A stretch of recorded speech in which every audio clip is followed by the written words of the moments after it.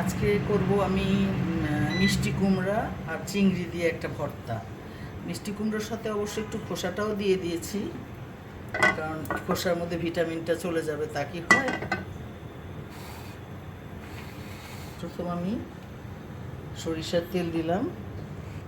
সরিষার তেলের মধ্যে আমি রসুন 4-5 কোয়া রসুন তেলে নিচ্ছি।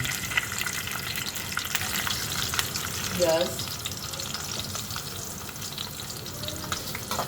একটু ভাজা ভাজা করে নিতে হবে।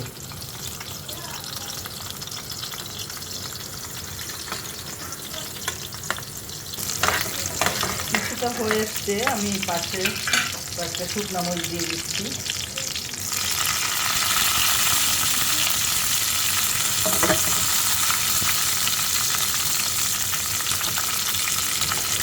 ঝাল প্রেমীদের জন্য একটু কাঁচা মরিচ দিয়ে দিলাম। অনেকে বলবে ভর্তা, তাও আবার ঝাল হয় নাই, তা কি হয়। আমার ভাজা হয়ে গেছে।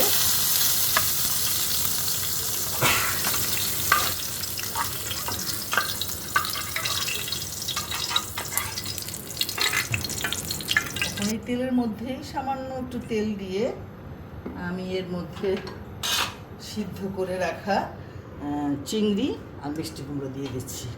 খোসা সহ মিষ্টি কুমড়া একটু ভাজা ভাজা করে নেব।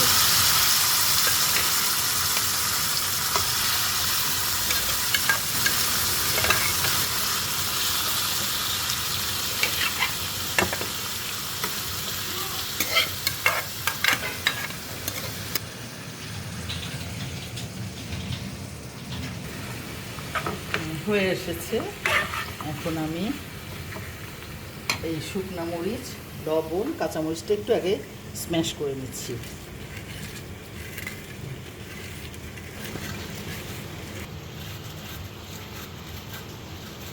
পেঁয়াজ রসুনটাও একটু করে নিই, ম্যাশ করে নিচ্ছি।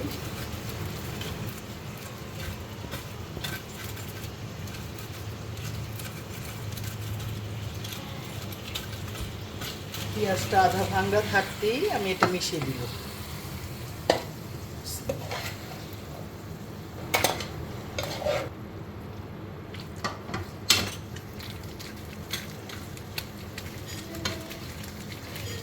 হয়ে গেছে আমার স্ম্যাশ করা। এখন আমি একটু সরিষার তেল দিচ্ছি।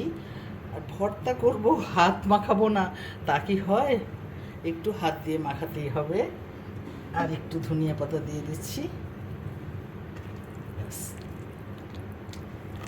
হয়ে গেল আমার চিংড়ি ও মিষ্টি কুমড়ার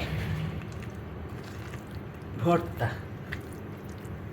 একটু লবণটা চেখে দেখি কি অবস্থা।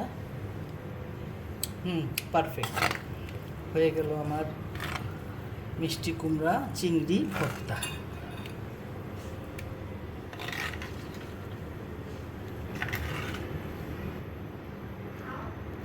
দেখো, তোমরা খেয়ে বলো কেমন হয়েছে।